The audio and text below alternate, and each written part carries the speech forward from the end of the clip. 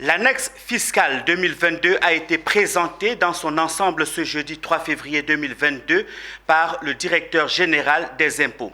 Il a fait le point sur une quinzaine d'articles retenus dans cette annexe élaborée en vue de soutenir l'aide à l'emploi et le pays dans sa politique de la transformation locale et de ses matières premières. La rencontre sous forme de déjeuner-débat a été organisée par la Chambre européenne de commerce Eurocham. Walter Kofi et Richard Akeke nous font le point. Le plan national de développement PND 2021-2025, mis en œuvre par le gouvernement ivoirien, bénéficie d'une nouvelle arme dans son processus d'aboutissement.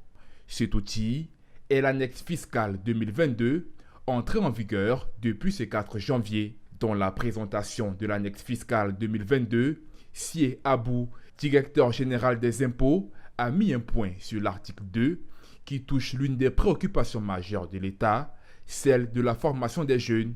Un crédit d'impôt allant jusqu'à 500 000 francs CFA par an et par personne formée est accordé aux entreprises en vue de les inciter à offrir des contrats d'apprentissage. Parmi les autres points abordés par le directeur général des impôts, il a relevé les mesures prises en compte dans l'annexe fiscale pour faire de la Côte d'Ivoire un transformateur local de ses produits bruts.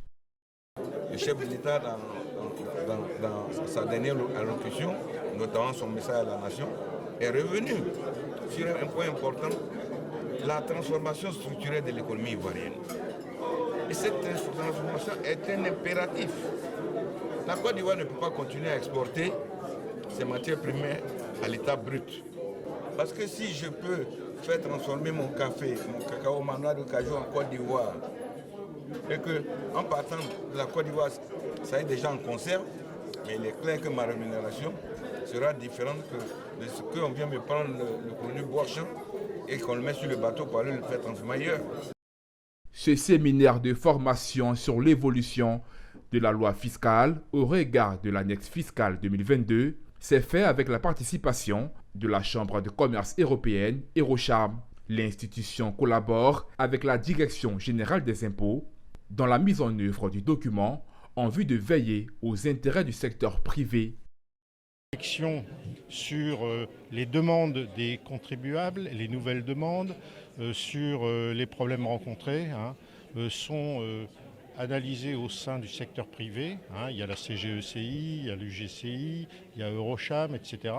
On se réunit tous. Il y a une note de cadrage qui est faite avec la Direction générale des impôts. Et on travaille pendant des mois pour, ensemble, arriver à un texte qui prenne en compte nos préoccupations. Donc on a vraiment un dialogue continu, en particulier Eurocham, avec la Direction générale des impôts dans la préparation des annexes fiscales.